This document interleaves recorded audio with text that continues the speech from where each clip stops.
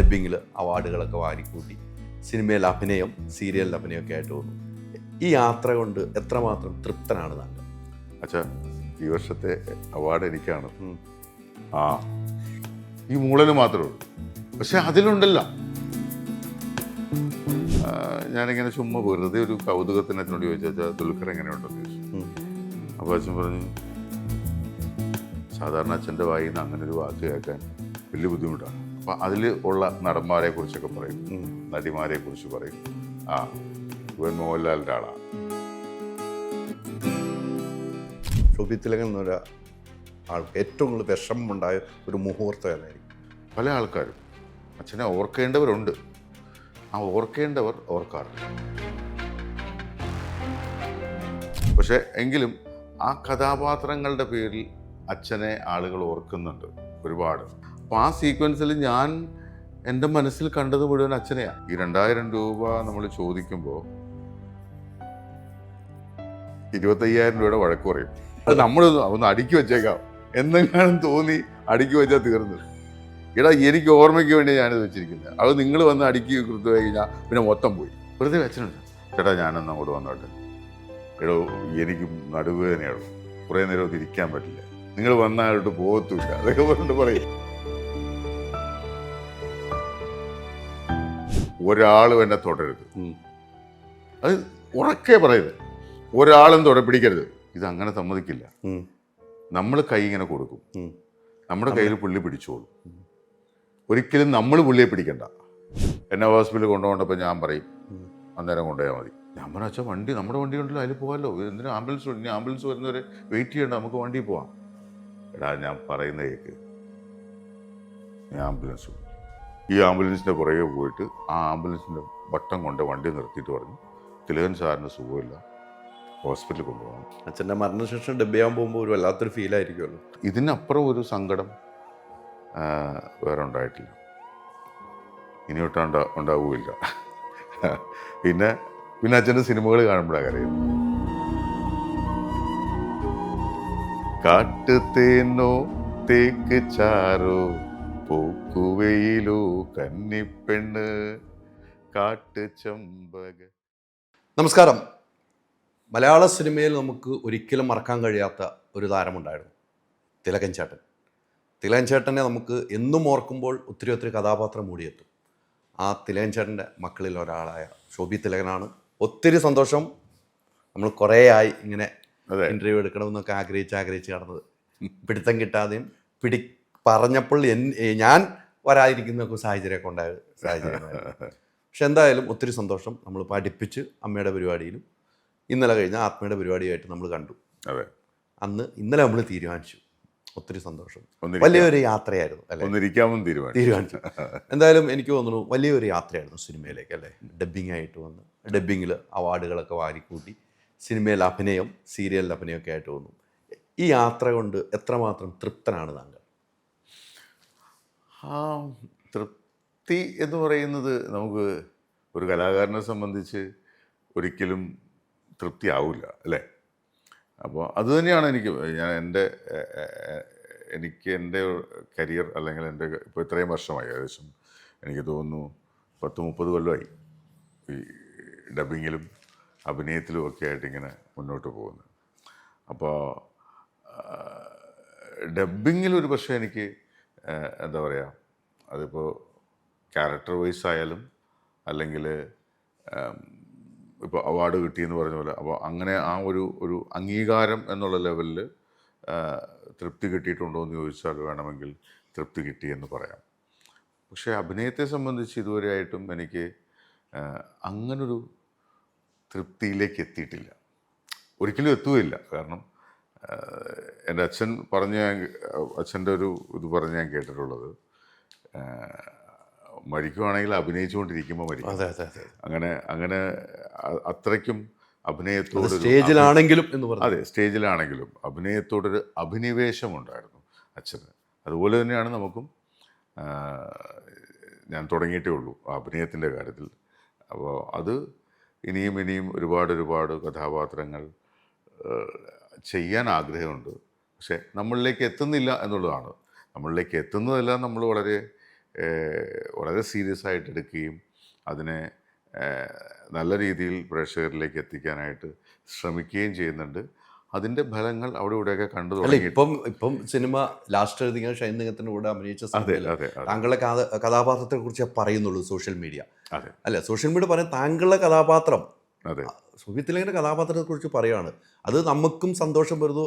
അതിൽ ഉപരി താങ്കൾക്ക് ഇനി അടുത്ത സിനിമയിലേക്കുള്ള പ്രചോദനമാവുകയാണ് അല്ലേ? തീർച്ചയായിട്ടും.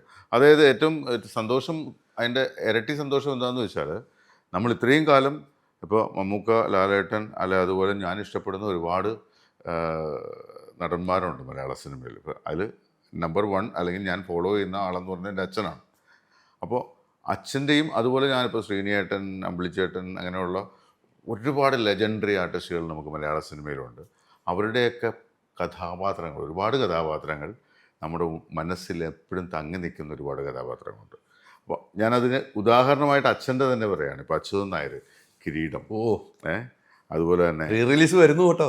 അതെ അതെ അതെ അതുപോലെ തന്നെ ചാക്കോ മാഷ്, സ്ഫടികം, അനന്തൻ നമ്പ്യാർ, നാടോടിക്കാറ്റ്. ഞാനിതൊരു 3 കഥാപാത്രങ്ങൾ മാത്രമേ പറയുന്നുള്ളൂ, ബാക്കി ഇഷ്ടം പോലെ ഉണ്ട്. പക്ഷേ എങ്കിലും ആ കഥാപാത്രങ്ങളുടെ പേരിൽ അച്ഛനെ ആളുകൾ ഓർക്കുന്നുണ്ട് ഒരുപാട്. ഓരോരുത്തരും പറയുന്ന ചാക്കോ മാഷ് അല്ലെങ്കിൽ ഇങ്ങനെ കഥാപാത്രം. അപ്പോൾ അതുപോലെ എൻ്റെ ഒരു കഥാപാത്രം എനിക്ക് തോന്നുന്നു ഇപ്പോഴാണ് ദൃഢം എന്ന സിനിമയിലെ കൃഷ്ണേട്ടൻ. ഇപ്പോൾ കൃഷ്ണേട്ടൻ എന്ന കഥാപാത്രം നമ്മളെ ഓർമ്മിക്കുക, അല്ലെ നമ്മളെ ആൾക്കാർ കൃഷ്ണേട്ട എന്ന് പേര് കേൾക്കുമ്പോൾ എന്നെ ഓർക്കുക എന്ന് പറയുന്നത്, അല്ലെ ആ കഥാപാത്രത്തിലൂടെ ഞാൻ തിരിച്ചറിയപ്പെടുക എന്ന് പറയുന്നത് എൻ്റെ ജീവിതത്തിലെ ആദ്യത്തെ സന്തോഷമാണ്. അതിപ്പോൾ ആദ്യമായിട്ടാണ് എനിക്ക് തോന്നുന്നു എൻ്റെ മലയാള സിനിമയിൽ ഞാൻ അഭിനയത്തിലേക്ക് വന്നതിന് ശേഷം എനിക്ക് കിട്ടിയിട്ടുള്ള കഥാപാത്രങ്ങളിൽ ഏറ്റവും ലെങ്തി ക്യാരക്ടർ, ഏറ്റവും ത്രൂ ഔട്ടായിട്ടുള്ളൊരു ക്യാരക്ടർ, ആളുകളെ അട്രാക്റ്റ് ചെയ്യുന്ന, അല്ലെങ്കിൽ ആളുകളുടെ മനസ്സിൽ നിൽക്കുന്ന ഒരു കഥാപാത്രം എനിക്ക് ലഭിച്ചത് ദൃഢമാണെന്ന് വേണമെങ്കിൽ പറയാം. പക്ഷെ അതിന് തൊട്ട് മുമ്പ് ഇറങ്ങിയ ആശാൻ എന്ന സിനിമയും അതുപോലെ തന്നെ നമ്മുടെ KRS എന്ന് പറയുന്ന കഥാപാത്രം, അതൊരു മലയാള സിനിമയിലെ എന്താ പറയുക, ഒരു മികച്ച സീനിയർ സംവിധായകൻ എന്നുള്ള ഒരു കഥാപാത്രം KRS. അപ്പോൾ KRSൻ്റെ ആ കഥാപാത്രവും വളരെയധികം നമുക്ക് എന്നെ തിരിച്ചറിയാനായിട്ട് ആ കഥാപാത്രം ചെയ്യുമ്പോൾ സിനിമയ്ക്കുള്ളിലെ ജീവിതം ഓർമ്മ ഒന്ന് കാണും അല്ലേ? തീർച്ചയായിട്ടും. അത് നമ്മുടെ ജോൺ പോൾ എന്നോട് ഈ കഥ പറയുമ്പോൾ തന്നെ, ചേട്ടാ ഇത് എനിക്ക് വേണ്ടത് ഇതാണ്, കഥാപാത്രം മലയാള സിനിമയിലെ ഒരു വളരെ സീനിയർ മോസ്റ്റ്, എന്നാൽ വളരെ സ്ട്രോങ് ആയിട്ടുള്ളൊരു സംവിധായകൻ്റെ കഥാപാത്രമാണ്. പക്ഷേ അതിനകത്ത് കുറേ സ്ഥലങ്ങളിൽ ഹ്യൂമർ വരുന്നുണ്ട്. അപ്പോൾ ആ ഹ്യൂമറൊന്നും നമ്മൾ ഹ്യൂമറിന് വേണ്ടി ഒന്നും ചെയ്യണ്ട എന്നുള്ള ലെവലിലും സിനിമയിൽ നടക്കുന്ന, ഒരു സിനിമയ്ക്കുള്ള സിനിമയായതുകൊണ്ട് സിനിമയിൽ നടക്കുന്ന കുറേ കാര്യങ്ങൾ അതിനകത്ത് ഇങ്ങനെ പറഞ്ഞു പോകുന്നുണ്ട്. അതൊക്കെ ശരിക്കും എൻജോയ് ചെയ്ത് അഭിനയിക്കാൻ പറ്റി. എന്നെ ഇപ്പോൾ റീസെൻ്റ്ലി 2 പടവും ഒരേ സമയത്ത് OTTയിൽ വന്നിരിക്കുകയാണ്. അപ്പോൾ ഈ 2 പടവും കണ്ടിട്ട് എൻ്റെ അടുത്ത് ഒരാൾ വിളിച്ച് പറഞ്ഞ്, എനിക്ക് കുറച്ചും കൂടി ഇഷ്ടപ്പെട്ടത് ഇതിൽ അതായത് നമ്മുടെ ആശാനിലെ ക്യാരക്ടർ കുറച്ചും കൂടി എനിക്ക് ഭയങ്കര ഇഷ്ടപ്പെട്ടു എന്ന് പറഞ്ഞു. അപ്പോൾ 2ഉം ഇഷ്ടപ്പെട്ടു. പക്ഷേ അതിൽ ഓരോരുത്തർക്കും, ചില ആളുകൾക്ക് കൃഷ്ണേട്ടനാണ് കൂടുതൽ, ചില ആളുകൾക്ക് ഇതാണ് KRS ആണ് ഇഷ്ടം. അപ്പോൾ അങ്ങനെ ഒരു ലെവലിലേക്ക് വരാൻ സാധിച്ചത് വളരെയധികം ആത്മസംതൃപ്തി നൽകുന്ന ഒരു കാര്യമാണ്. അപ്പോൾ ഞാനും മലയാള സിനിമയിലെ ഒരു ലിസ്റ്റഡ് ആർട്ടിസ്റ്റുകളിലേക്ക് എത്താൻ സാധിച്ചു എന്നുള്ളതാണ് ഇതുകൊണ്ടുണ്ടായ ഒരു പ്രയോജനം എന്ന് പറയും. അപ്പോൾ അതിൽ ഒത്തിരി സന്തോഷമുണ്ട്. എനിക്ക് തോന്നുന്നു അച്ഛൻ്റെ കാലഘട്ടത്തിലൊക്കെ, അച്ഛൻ സിനിമയിൽ അഭിനയിക്കുന്ന സമയത്തൊക്കെ ഡബ്ബിങ്ങുമായിട്ട് നടക്കുന്നു, ലൊക്കേഷനിലൊക്കെ പോകാറുണ്ടായിരുന്നു, അച്ഛൻ്റെ കൂടെ ഷൂട്ടിംഗ് കാണാൻ പോകാറുണ്ട്. ആ ഒരു കാലഘട്ടമൊക്കെ ഓർക്കുമ്പം മനസ്സിൽ ഏറ്റവും ആദ്യം ഓടിയെത്തുന്നത് എന്തായിരിക്കും? എനിക്ക് ഒരുപാട് സിനിമകളുടെ ലൊക്കേഷനിൽ അച്ഛൻ്റെ കൂടെ പോകാൻ സാധിച്ചിട്ടുണ്ട്. അതിൽ ഞാൻ ഇന്നും ഓർത്തിരിക്കുന്നത് ഒന്ന് തച്ചിലയിടത്ത് ചൂണ്ടൻ എന്ന് പറയുന്ന സിനിമ. അതിൻ്റെ ലൊക്കേഷനിൽ കുറേ ദിവസം ഞാനുണ്ടായിരുന്നു. അതുപോലെ ഇംഗ്ലീഷ് മീഡിയം, അതിൽ ഞാനുണ്ടായിരുന്നു. എനിക്ക് ഏറ്റവും ഇഷ്ടപ്പെട്ട, ഏറ്റവും മനസ്സിൽ തങ്ങി നിൽക്കുന്നത് കുടുംബവിശേഷം എന്നുള്ള സിനിമ കോട്ടയത്ത് നടക്കുന്ന സമയത്ത് അതിൻ്റെ ക്ലൈമാക്സ് എടുക്കുന്നു. കണ്ണ് നനയിപ്പിക്കും. അതെ, കണ്ണ് നിറഞ്ഞു പോകുന്ന ഒരു സീക്വൻസ് ആയിരുന്നത്. അതിൽ അച്ഛൻ്റെ പെർഫോമൻസ് കണ്ട് സത്യം പറഞ്ഞാൽ ആ ക്രൂവിനൊപ്പം അത്ഭുതപ്പെട്ടു പോയ ഒരാളാണ് ഞാനും. കാരണം അതിൽ പൊന്നമ്മ ചേച്ചിയുടെ കഥാപാത്രം മരിച്ചു കിടക്കുന്നു, ചിത. എനിക്ക് തോന്നുന്നു ആ ഷോട്ട് വരെ എനിക്ക് ഓർമ്മയുണ്ട്. ആ ചിതയിൽ നിന്ന് ഇങ്ങനെ വന്നിട്ട് ആ പണിതീരാത്ത വീടിൻ്റെ വരാന്തയിൽ അച്ഛനിരിക്കുന്നു. അപ്പോൾ മക്കളെ നിങ്ങളാരും കയറണ്ടെന്നൊക്കെ പറഞ്ഞ് ഭയങ്കര രൂക്ഷമായ പ്രശ്നമുണ്ടായി. അതിൽ 1-2 പേർക്ക് മാത്രം പുള്ളി അനുമതി കൊടുത്ത് അങ്ങനെയൊക്കെ നിന്നിട്ട് അവസാനത്തെ ഷോട്ടാണത്. ഈ ചിതയിൽ നിന്ന് ഇങ്ങനെ വന്ന് ക്രെയിൻ ഡൗൺ വരുമ്പോൾ അച്ഛനിങ്ങനെ റിഹേഴ്സൽ എടുത്തപ്പോൾ അച്ഛൻ വെറുതെ ഇങ്ങനെ ഒന്ന് കിടന്നതേ ഉള്ളൂ. അതായത് ഈ പണിതീരാത്ത വീടിൻ്റെ ആ വരാന്തയിൽ. പക്ഷെ ടേക്കിൽ പുള്ളി വെറുതെ കിടന്നേ ഉള്ളൂ. റിഹേഴ്സലിന് ടേക്കില്ല, ക്യാമറയ്ക്ക് വേണ്ടിയിട്ടാണ് റിഹേഴ്സൽ ചെയ്തത്, അച്ഛന് വേണ്ടിയല്ല. മനസ്സിലായി. ക്യാമറയ്ക്ക് വേണ്ടി റിഹേഴ്സൽ ചെയ്ത. അത് കഴിഞ്ഞ് ടേക്കിൽ പുള്ളി ഒന്ന് കിടന്നു. അന്നേരം ഉണ്ടായ മുഖത്തെ ഭാവ വ്യത്യാസം, അവിടെ എൻറ്റയർ ക്രൂ അവിടെ ഇരുന്നിട്ട് അവരുടെ കണ്ണൊക്കെ നിറഞ്ഞിട്ട് എല്ലാവർക്കും എന്ത് പറയണം, സൈലൻ്റ് ആയിരുന്നു. വേറെ ഡയലോഗൊന്നുമില്ല അവിടെ. ഇങ്ങനെ അങ്ങ് കിടന്ന് ഇത് കട്ട് പറഞ്ഞതും എല്ലാവരും കൂടി കൈയടിച്ചു, ഭയങ്കര കൈയടിച്ചു. അതെനിക്ക് ഒരിക്കലും മറക്കാൻ പറ്റില്ല. അത്രമാത്രം എനിക്ക് ആ സിനിമയും ഭയങ്കര ഇഷ്ടപ്പെട്ടു. നല്ല സിനിമയായിരുന്നു, ഭയങ്കര നല്ല സിനിമയാണ്. പാട്ടുകളാണ്. ആ വീട് പണിയുടെ സമയത്ത് ഒരു പാട്ടൊക്കെ ഉണ്ടല്ലോ, കൊല്ലം കോട്ട് എന്നുള്ളത്. അത് എന്തോ ഗംഭീര പാട്ടാണ്. ആ കല്ലുകൾ ചുമക്കുന്നു. നമുക്ക് എൻ്റെ മനസ്സിൽ ആ സിനിമ ഇങ്ങനെ ഓടുകയാണ്. ഇപ്പോൾ കണ്ടോ, ഞാൻ കുറേ പ്രാവശ്യം കണ്ടു. നമ്മൾ എല്ലാവരുടെയും സ്വപ്നമല്ല വീടെന്നുള്ളത്, അല്ലേ? അതെ അതെ. ആ സിനിമ ആ കണ്ടവർക്കൊക്കെ അന്ന് ഒത്തിരി വേദനകൾ ഉണ്ടായിട്ടുണ്ട് ആ സിനിമ. ഒരുപാട്. കാരണം പ്രത്യേകിച്ചും അച്ഛൻ്റെ ചില എനിക്ക് തോന്നാം മോതിരം മുറിക്കുന്ന സീക്വൻസ് ഒക്കെ വരുമ്പോഴേ ഞാൻ ഇപ്പോഴും കണ്ടു കഴിഞ്ഞാൽ എൻ്റെ കണ്ണ് നിറയും. അത്രമാത്രം പുള്ളിയുടെ അച്ഛൻ്റെ ഒരു കുട്ടിത്തൊക്കെ അതിനകത്തുണ്ട്. അതായത് ചില സീക്വൻസിലൊക്കെ വരുന്നുണ്ട്, പൊന്നമ്മ ചേച്ചിയായിട്ടുള്ള ചില സീക്വൻസിലൊക്കെ. അപ്പോൾ അതൊക്കെ നമുക്ക് കാണുമ്പോൾ ഇപ്പോഴും കണ്ണ് നിറഞ്ഞു പോകുന്നത്. അപ്പോൾ അത് അച്ഛൻ്റെ കൂടെ ഉള്ള യാത്രയിൽ, അച്ഛൻ്റെ കൂടെ പോയിട്ടുള്ള സ്ഥലങ്ങളിൽ, ഇപ്പോൾ ഈ പറഞ്ഞ ഒരുപാട് സിനിമകളുടെ ലൊക്കേഷനിൽ പോകാൻ സാധിച്ചിട്ടുണ്ട്. അതൊക്കെ സത്യം പറഞ്ഞാൽ ഞാൻ അച്ഛനെ ഒബ്സർവ് ചെയ്യുന്നതിൻ്റെ ഭാഗമായിട്ട് എനിക്ക് കിട്ടിയ ഒരുപാട് നല്ല നിമിഷങ്ങളാണ് അതെല്ലാം. കുറേ സിനിമകളുണ്ട്. നമ്മുടെ എന്താണ് ആ സിനിമയുടെ പേര് ഞാൻ മറന്നുപോയി. നമ്മുടെ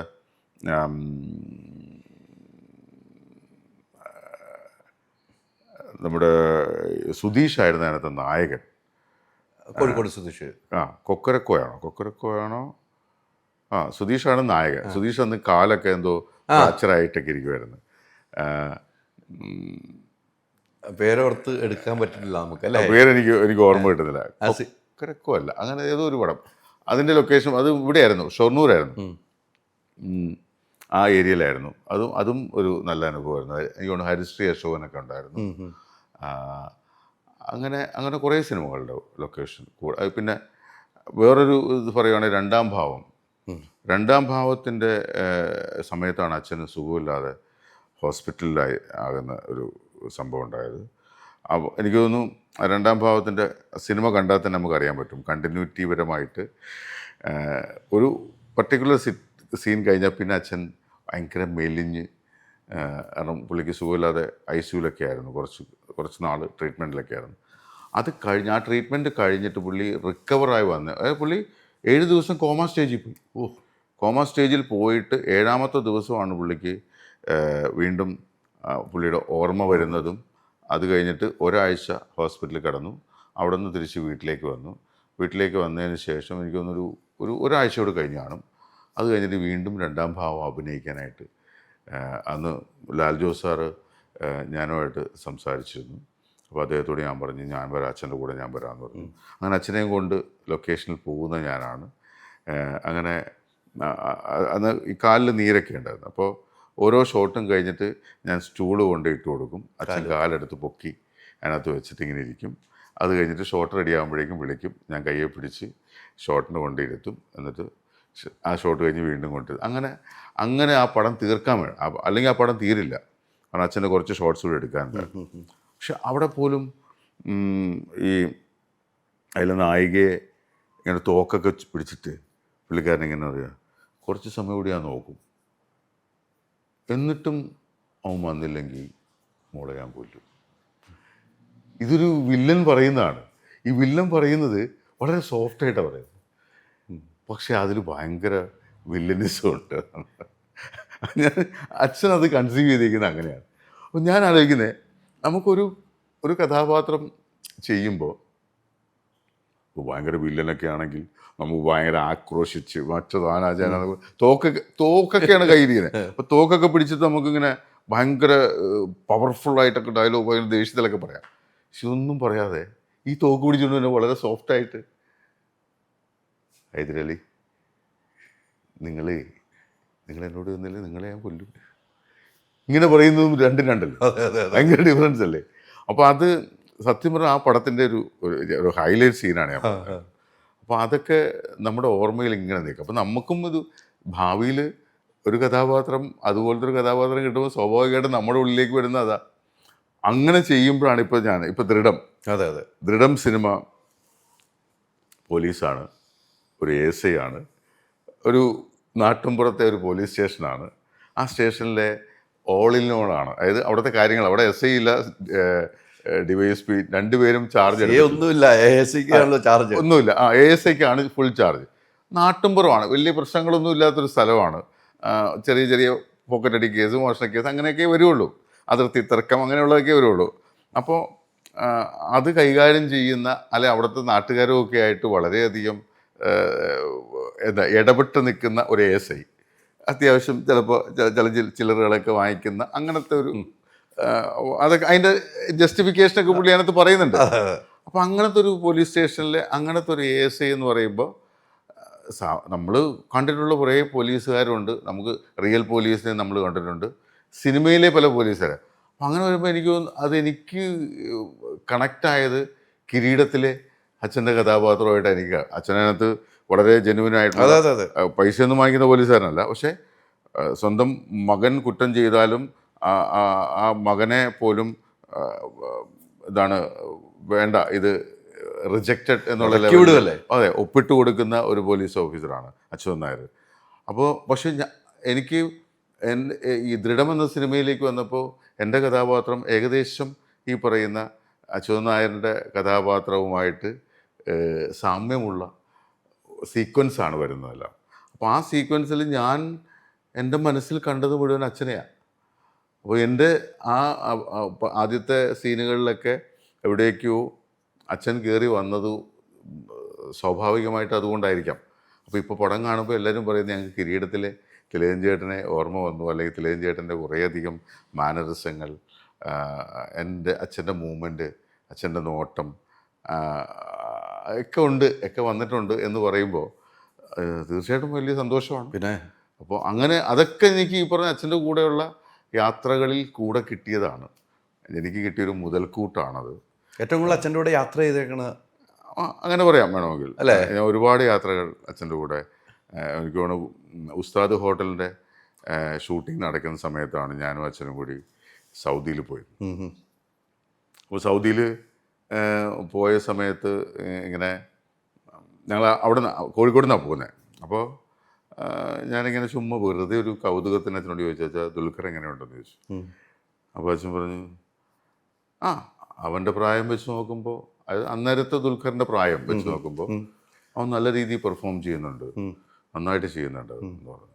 സാധാരണ അച്ഛൻ്റെ വായിൽ നിന്ന് അങ്ങനെ ഒരു വാക്ക് കേൾക്കാൻ വലിയ ബുദ്ധിമുട്ടാണ്. അച്ഛൻ അങ്ങനെ ആരെക്കുറിച്ചും കൊള്ളാം, നമ്മൾ വേറെ പല ആൾക്കാരെ കൂടി ചോദിക്കുമ്പോൾ അച്ഛൻ പറയുന്നത് അവൻ അങ്ങനെ ഇങ്ങനെ എന്നൊക്കെ പറയും. പക്ഷെ ഇത് ഞാൻ അത്ഭുതപ്പെട്ടു പോയി. അച്ഛൻ്റെ വായിൽ നിന്ന് അങ്ങനെ ഒരു ഗുഡ് സർട്ടിഫിക്കറ്റ് കിട്ടുക, അതായത് ഒരു ഗുഡ് എൻട്രി കിട്ടുക എന്ന് പറഞ്ഞാൽ വലിയ പാടാണ്. അതിൽ നിന്ന് വരാനായിട്ട് വലിയ പാടാണ്. അവൻ കൊള്ളാം എന്ന് പറയും. ഇപ്പോൾ ഈവൻ ഞാൻ പോലും, എനിക്ക് അവാർഡ് കിട്ടിയപ്പോൾ പോലും, ഇപ്പോൾ എനിക്ക് ആദ്യമായിട്ട് സ്റ്റേറ്റ് അവാർഡ് കിട്ടുമ്പോൾ ഞാൻ അച്ഛനെ അങ്ങോട്ട് വിളിച്ച് പറയുന്നത്, അച്ഛാ ഈ വർഷത്തെ അവാർഡ് എനിക്കാണ്. ഇത് മാത്രമേ ഉള്ളൂ. എന്നാ കൊള്ളാടാ, കൺഗ്രാജുലേഷൻ, അല്ലെങ്കിൽ നന്നായി, അങ്ങനെയൊന്നുമില്ല, ഈ മൂളന് മാത്രമേ ഉള്ളൂ. പക്ഷെ അതിലുണ്ടല്ലോ എന്ന് പറഞ്ഞതിലുണ്ട് എല്ലാം. അതെനിക്ക് അച്ഛനെ പിന്നീടാണ് നമുക്ക് മനസ്സിലാവുന്നത്. അന്നേരം നമുക്ക് കഴിച്ചോ അച്ഛനെന്താ ഇങ്ങനെ ഇത് മാത്രമേ പറഞ്ഞു. പക്ഷെ പിന്നീട് എനിക്ക് അച്ഛൻ്റെ പെരുമാറ്റത്തിൽ നിന്ന്, അല്ല അച്ഛൻ്റെ ആ ഒരു ബിഹേവിങ്ങിൽ നിന്ന് മനസ്സിലായി അച്ഛൻ അങ്ങനെയുള്ള കാര്യങ്ങളൊന്നും കൂടുതൽ എക്സ്പ്രസീവ് ആവത്തില്ല. അതൊക്കെ പുള്ളിക്കാരൻ്റെ മനസ്സിലുണ്ട്, അത് മനസ്സിൽ വെച്ചിരിക്കും, അത് മതി നമുക്ക്. അപ്പോൾ എന്ന് പറഞ്ഞ പോലെ അത് ആ യാത്ര ഭയങ്കര ഭയങ്കര എൻജോയ്മെൻ്റ് ആയിരുന്നു. കാരണം ഒന്നുമില്ല, ഞാൻ പറഞ്ഞില്ല, ഞാനും തിലകൻ എന്ന നടനെ പ്രേക്ഷകരെ പോലെ തന്നെ, അല്ലെങ്കിൽ അച്ഛനെ ആരാധിക്കുന്ന ആളുകളെ പോലെ തന്നെ ആരാധിക്കുകയും അങ്ങനെ നോക്കി കാണുകയും ചെയ്യുന്ന ഒരാളാണ് ഞാൻ. അപ്പോൾ അങ്ങനെ ഒരാളെ അത്രയും ഇന്ത്യൻ സിനിമ അല്ലെങ്കിൽ ലോക സിനിമയിൽ തന്നെ ലെജൻഡായിട്ടുള്ള അച്ഛനെ, അതായത് തിലകൻ എന്ന നടനെ ഈ കയ്യിൽ ഇങ്ങനെ പിടിച്ചുകൊണ്ട് നടക്കുക എന്ന് പറയുന്നത് അത് എനിക്ക് കിട്ടിയ ഏറ്റവും വലിയൊരു ഭാഗ്യമാണ്. അച്ഛനെ നടത്തിക്കൊണ്ട് പോകുന്നതിന് തന്നെ ഇപ്പോൾ നമ്മൾ ഒരു വയ്യാത്തൊരാളെ, ഒരു കാലിന് സുഖമില്ലാത്ത ഒരാളെ, അല്ലെ കാലിന് പ്രശ്നമുള്ള ഒരാളെ നമ്മൾ കൈ പിടിച്ചിങ്ങനെ നടത്തും അല്ലേ? ഇതങ്ങനെ സമ്മതിക്കില്ല. നമ്മൾ കൈ ഇങ്ങനെ കൊടുക്കും, നമ്മുടെ കയ്യിൽ പുള്ളി പിടിച്ചോളും. ഒരിക്കലും നമ്മൾ പുള്ളിയെ പിടിക്കണ്ട, പുള്ളി നമ്മളെ പിടിക്കും. അതിൻ്റെ ഒരു നാക്കറിയാവുന്ന എനിക്കാ. ഇപ്പം ഞങ്ങൾ റിയാദിൽ ചെന്നിറങ്ങി ഞങ്ങളൊരു നാടകത്തിൻ്റെ ഇനാഗുറേഷന് വേണ്ടിയിട്ടാണ് പോയത്. അപ്പോൾ ഈ വണ്ടി നിർത്തിയിട്ട് ഏകദേശം ഒരു കുറച്ച് ദൂരം പോകണം സ്റ്റേജിലേക്ക്, കുറച്ച് ദൂരം നടക്കണം. അപ്പോൾ ഈ വണ്ടി ഇറങ്ങിയിട്ട് അങ്ങോട്ട് പോകുന്ന രണ്ട് സൈഡിലും ആളുകൾ നിൽക്കുക. ഞങ്ങൾ വണ്ടിയിൽ നിന്ന് ഇറങ്ങുമ്പോൾ 25 പേര് ഒന്നിച്ചാ അച്ഛനെ പിടിക്കാൻ വരുന്നത്. അപ്പോൾ അച്ഛൻ വേണ്ട, ഒരാളും എന്നെ തൊടരുത്, അത് ഉറക്കെ പറയുന്നത്, ഒരാളും പിടിക്കരുത്, അതെൻ്റെ മോനാ, എന്നെ പിടിക്കാൻ ഞാൻ അവനെ കൊണ്ടുവന്നിരിക്കുന്നത്, അവൻ പിടിച്ചോളും, അവനറിയാം എങ്ങനെ പിടിക്കേണ്ടത്. അതുകൊണ്ടാണ് പറയുന്നത്, വേറൊന്നും ആരും വിചാരിക്കണ്ട, അതുകൊണ്ടാണ് പറയുന്നത് എങ്ങനെയാണ് പിടിക്കേണ്ടതെന്ന് അവന് കൃത്യമായിട്ട് അറിയാം, എനിക്കും കംഫർട്ടബിൾ അതാണ്, അതുകൊണ്ട് നിങ്ങൾ ആരും തുടരുത്. എന്നാലും ചില ആളുകൾ ഇടയ്ക്കൂടിയേക്ക് അപ്പോഴും പറയും വേണ്ട. അപ്പം ഞാനിങ്ങനെ കൈ കൊടുക്കും, അച്ഛൻ ആ കയ്യിൽ പിടിച്ച് അങ്ങറ്റം വരെ ഒരു പ്രശ്നമില്ലാതെ ഇവിടെ കൂളായിട്ട് നടന്നു വരും, സ്റ്റേജിൽ കയറിയിരിക്കും. ഇതാണ് അച്ഛൻ. അപ്പോൾ ആ ആളുകളെ പോലെ തന്നെ, അച്ഛനെ ഇഷ്ടപ്പെടുന്ന അച്ഛൻ്റെ ആരാധകരെ പോലെ തന്നെ അച്ഛനെ ഈ ഒപ്പം നടക്കുന്ന കൂട്ടത്തിൽ ഞാനും നോക്കിക്കാണുന്നുണ്ട്. അങ്ങനെയാണ് എൻ്റെ യാത്ര. ആ യാത്രയിൽ ഏറ്റവും കൂടുതൽ വിഷമസന്ധികൾ ഉണ്ടായപ്പോഴും അച്ഛൻ മക്കളുടെ അടുത്ത് തുറന്നു പറയുമായിരുന്നു. സിനിമയുടെ വിലക്കുകളും കാര്യങ്ങളൊക്കെ വന്ന സമയത്ത് മക്കളുടെ അടുത്ത് അച്ഛൻ തുറന്നു പറയുമായിരുന്നു. അച്ഛൻ അങ്ങനെ അച്ഛനോട് നമുക്ക് എന്ത് കാര്യവും സംസാരിക്കും, എന്ത് കാര്യം. അതിപ്പോൾ നമ്മുടെ കുടുംബ പ്രശ്നങ്ങളായാലും സിനിമ സംബന്ധമായ പ്രശ്നങ്ങളായാലും നാടകത്തിൻ്റെ സംബന്ധമായ പ്രശ്നങ്ങളായാലും സൂര്യന് താഴെയുള്ള എന്തിനെക്കുറിച്ചും പുള്ളിയോട് സംസാരിക്കാം, മറുപടി ഉണ്ടാവും തീർച്ചയായും. അച്ഛൻ ഒരുപാട് വായിക്കുന്ന ആളാണ്, അച്ഛൻ ഒരുപാട് പുസ്തകങ്ങൾ വായിക്കുന്ന ആളാണ്, ഒരുപാട് അറിവുള്ള ആളാണ്. അതുകൊണ്ട് തന്നെ നമുക്ക് വ്യക്തിപരമായിട്ട് നമുക്ക് എന്തെങ്കിലും പ്രതിസന്ധി ഉണ്ടെങ്കിലോ നമുക്ക് ചില തീരുമാനങ്ങൾ എടുക്കാൻ പറ്റാതെ നിൽക്കുന്ന സിറ്റുവേഷൻ നമ്മുടെ ലൈഫിൽ ഉണ്ടായിട്ടുണ്ടെങ്കിൽ അത് അച്ഛനോട് ചോദിക്കാം. അച്ഛൻ അതിനൊരു മറുപടി പറഞ്ഞു. എന്നാൽ മോനെ മക്കളെ അതൊന്നുമില്ല. ഞാൻ പറഞ്ഞില്ലേ, ഞാൻ അച്ഛനോട് നമ്മുടെ ഈ പറഞ്ഞ നമുക്ക് വരുമാനം ഉണ്ടാകുന്നതിന് മുമ്പ് അച്ഛൻ്റെ വരുമാനത്തിലാണല്ലോ നമ്മൾ ജീവിച്ചത്. അപ്പോൾ ഒരു മാസത്തെ ചിലവിന് വേണ്ടിയിട്ട് അച്ഛനോട് പൈസ ചോദിക്കാനായിട്ട് പോകണേ, അച്ഛൻ എവിടെയാണോ ഉള്ളത് അവിടെ പോയിട്ടാണ് ചോദിക്കുന്നത്. അപ്പോൾ നമുക്ക് ചിലപ്പോൾ അന്നത്തെ കാലത്ത് ഇപ്പോഴത്തെ സിറ്റുവേഷൻ അല്ല, അന്നത്തെ സിറ്റുവേഷനിൽ ചിലപ്പോൾ ഒരു മാസത്തെ ചിലവ് 2000 രൂപ 3000 രൂപ അത്രയൊക്കെ വരുള്ളൂ. ആ 2000 രൂപ വാങ്ങിക്കാൻ നമ്മൾ അച്ഛനെ കാണാൻ അച്ഛൻ എവിടെയുള്ളോ അവിടെ പോകും. ഇപ്പോൾ കോഴിക്കോടാണെങ്കിൽ കോഴിക്കോട് പോകും, ഊട്ടിയിലാണെങ്കിൽ ഊട്ടി പോകും, ട്രിവാൻഡ്രത്ത് ഫ്ലാറ്റിൽ പോയിട്ട് കാണും. അപ്പോൾ ഈ 2000 രൂപ നമ്മൾ ചോദിക്കുമ്പോൾ 25000 രൂപയുടെ വഴക്ക് പറയും. ഈ 25000 രൂപയുടെ വഴക്ക് പറഞ്ഞിട്ടാണ് നമുക്കിത് തരുന്നത്. അപ്പോൾ ഇപ്പോൾ ഫ്ലാറ്റിലാണ്, അച്ഛൻ്റെ ഫ്ലാറ്റിൽ പോയി കാണുകയാണെങ്കിൽ അച്ഛൻ്റെ റൂമിൻ്റെ ഒരു പ്രത്യേകത എന്ന് പറയുന്നത് ഒരു വലിയ ഡബിൾ കോട്ട് കട്ടിലുണ്ട്. ഈ കട്ടിലിൽ ഒരാൾക്ക് കിടക്കാനുള്ള സ്ഥലം മാത്രമേ ഫ്രീ ഉള്ളൂ. ബാക്കിയെല്ലാം പുസ്തകങ്ങളായിരിക്കും അല്ലേ? ബാക്കി ഇപ്പുറത്ത് കംപ്ലീറ്റ് പുസ്തകങ്ങൾ. അച്ഛന് ദിവസവും ഉപയോഗിക്കുന്ന സാധനങ്ങൾ. അത് കയ്യെത്തി എടുക്കാൻ പറ്റുന്ന രീതിയിൽ ഈ കട്ടിലിൻ്റെ ഒരു സൈഡ് മൊത്തം അതാണ്. അച്ഛൻ്റെ ബുക്കുകൾ, അച്ഛൻ എഴുതുന്ന നോട്ട്, കുറിക്കുന്ന പേപ്പറുകൾ, പേന, നെയിൽ കട്ടർ, മറ്റേ പേപ്പർ ഹോളിടുന്ന പഞ്ചില്ല, അതുൾപ്പെടെയുള്ള സ്റ്റാപ്ലർ എല്ലാം അവിടെയാണ്. എല്ലാ സാധനങ്ങളും അവിടെയാണ്. ഈ കട്ടിലിൻ്റെ ഒരു സൈഡിൽ വെച്ചിരിക്കുകയാണ്. പുള്ളി എപ്പോഴും കിടക്കുന്ന പുള്ളി കമന്ന് കിടന്നിട്ട് കൈ ഇങ്ങനെ കുത്തിയിട്ടാണ് കിടക്കുന്നത്. അപ്പോൾ ആ കിടന്നുകൊണ്ട് എടുക്കാൻ പറ്റുന്ന സാധനങ്ങളെല്ലാം പുള്ളി എടുത്ത്, അത് പുള്ളി ഞാൻ പറയാം, ഇപ്പോൾ ഒരു സിനിമ ഒരു മീശ വേണമെന്ന് വെച്ചു, പുള്ളി വായിക്കുന്ന പുസ്തകങ്ങളിൽ പുള്ളി ഏതെങ്കിലുമൊക്കെ പുസ്തകങ്ങൾ വായിക്കുകയോ ഏതെങ്കിലും മാഗസിൻസ് വായിക്കുകയൊക്കെ ചെയ്യുമ്പോൾ അതിനകത്ത് ഏതെങ്കിലും, ഇപ്പോൾ അത് നമ്മുടെ ഇന്ത്യക്കാരാണോന്നില്ല, വിദേശത്തുള്ള ആളുകളൊക്കെ ആയിരിക്കാം ചിലപ്പോൾ, അവരുടെ ഒരു പ്രത്യേക മീശയുള്ള ആരെങ്കിലും ഫോട്ടോ കിട്ടിയാൽ അപ്പോഴേ പുള്ളി അത് കട്ട് ചെയ്ത് പുള്ളിയുടെ ഏതെങ്കിലും ഒരു സംഭവത്തിനകത്ത് വെച്ചിട്ടുണ്ടാവും. അതെല്ലാം ഇവിടെ ഉണ്ട്. അതുപോലെ വിഗ്, മുടിയുടെ എന്തെങ്കിലും സംഭവങ്ങൾ, അങ്ങനെ സ്പെസിഫികമായിട്ടുള്ള കുറേ സംഭവങ്ങൾ ഒക്കെ. ഇത് എന്തെങ്കിലും ഒരു കാര്യം വരുമ്പോഴേക്കും അത് അതിനകത്തുണ്ടാവും. എന്തിനാ ഇത് വെക്കുന്നത്? പുള്ളിക്ക് ഓർമ്മ കിട്ടാൻ വേണ്ടിയിട്ട്. പ്രായമാകുമ്പോഴേക്കും മറവി ഉണ്ടാവുമല്ലോ. ഇത് വേറെ എവിടെയെങ്കിലും കൊണ്ട് വെച്ചാൽ, അതുകൊണ്ടാണ് ഞങ്ങൾ ചെല്ലുമ്പോൾ ഇവിടെ ഒരാളും തൊട്ടു പോരുന്നത്. ഒരാളെ തൊടാൻ സമ്മതിക്കത്തില്ല. നമ്മളിതിങ്ങനെ അലങ്കോലമായിട്ട് കിടക്കുക. അടുക്കാൻ നോക്കും നമ്മൾ ഒന്ന് അടുക്കി വെച്ചേക്കാം എന്തെങ്കിലും തോന്നി അടുക്കി വെച്ചാൽ തീർന്നത്. എടാ, എനിക്ക് ഓർമ്മയ്ക്ക് വേണ്ടി ഞാനിത് വെച്ചിരിക്കുന്നത്. അത് നിങ്ങൾ വന്ന് അടുക്കി കൊടുത്തു കഴിഞ്ഞാൽ പിന്നെ മൊത്തം പോയി, പിന്നെ എനിക്ക് കിട്ടത്തില്ല. അതുകൊണ്ട് ഇതിനകത്ത് ഒരുത്തരും തൊട്ടേക്കരുത്. അതുപോലെ എനിക്ക് ഏറ്റവും ഭയങ്കര രസം തോന്നി, രസകരമായിട്ട് തോന്നില്ല അച്ഛൻ്റെ ഒരു സംഭവം. ഈ റൂമിൻ്റെ ഒരു ബാൽക്കണി ഉണ്ട്. ഈ ബാൽക്കണിയിൽ കംപ്ലീറ്റ് ഈ കിട്ടുന്ന മൊമെൻറ്റോസ് കാര്യങ്ങളൊക്കെ ഇല്ലേ, അച്ഛന് എന്തെങ്കിലും ഫംഗ്ഷനൊക്കെ പോകുമ്പോൾ കുറേ മൊമെൻറ്റോസ് കിട്ടും. അത് ആ ഫ്ലാറ്റിൽ ആകെപ്പാടെ 2 ബെഡ്റൂമുള്ളൊരു ഫ്ലാറ്റാണ്. ഫ്രണ്ടിലത്തെ ലിവിങ് റൂമിൽ കംപ്ലീറ്റ് ഷെൽഫ് പണിഞ്ഞിട്ട് അവിടെ എല്ലാം വെച്ചിട്ടുണ്ട്. അച്ഛൻ്റെ മുറിയിൽ മൊത്തം ഷെൽഫ് പണിഞ്ഞിട്ടുണ്ട്. അത് മൊത്തം പുസ്തകങ്ങളാണ്, കംപ്ലീറ്റ് പുസ്തകങ്ങളാണ്. പിന്നെ ബാക്കി എല്ലായിടത്തും വെച്ച് ഡൈനിങ് ടേബിളിൻ്റെ ഇപ്പുറത്തുള്ള സ്ഥലത്ത് മുകളിലൊക്കെ എല്ലാം ഇത് വെച്ച് അവിടെ എല്ലാം ഫില്ലായി. ഇനി വയ്ക്കാൻ സ്ഥലമില്ല. ബാക്കിയെല്ലാം കൊണ്ടുവന്ന് വെക്കുന്നത് ഈ ബാൽക്കണിയിലാണ്. അപ്പോൾ അവിടെ മൊത്തം ഇങ്ങനെ അലങ്കോലമായി കിടക്കുക. അപ്പോൾ പ്രാവുണ്ട് അവിടെ. ഈ പ്രാവ് വന്ന് ഇതിനകത്തിരിക്കും. അപ്പം അച്ഛനിവിടെ കിടന്നുകൊണ്ട് ഞാൻ ചില സമയത്തൊക്കെ പ്രാവിനോട് സംസാരിക്കും. അപ്പോൾ ഈ പ്രാവ് അകത്തേക്ക് വരും. അവിടെ ഇരുന്നാൽ മതി. പ്രാവുമായിട്ട് സംസാരിക്കും. പ്രാവ് അത് കേൾക്കും. പ്രാവ് ഇങ്ങോട്ട് വരത്തില്ല, അവിടെ ഇരിക്കുള്ളൂ. ഇവിടെ ഇരുന്നിട്ട് അവിടെ ഒരു കുറിയൊക്കെ ഇരിക്കും. അപ്പം അതൊക്കെ പുള്ളിയുടെ ഒരു വിനോദമാണ്. അല്ലാതെ പുള്ളി, ഞാൻ പറയാം, പുറത്തിറങ്ങി നടക്കുന്നില്ലല്ലോ. ഞങ്ങളെപ്പോഴും ഉണ്ടാവത്തില്ല. എങ്കിലും കുറേ എനിക്ക് തോന്നുന്നു എൻ്റെ ഒരു കല്യാണത്തിന് തൊട്ട് മുമ്പുള്ള സമയങ്ങളൊക്കെ ഞാൻ അച്ഛൻ്റെ കൂടെ അവിടെ ഫ്ലാറ്റിൽ തന്നെയായിരുന്നു. അപ്പം അതുകൊണ്ട് ത്രൂ ഔട്ട് അവിടെ ഞാനുണ്ട്. ഞാൻ എൻ്റെ വർക്ക് കഴിഞ്ഞ് വരുമ്പോഴേക്കുമൊക്കെ അച്ഛനുമായിട്ട് സംസാരിച്ചിരിക്കും.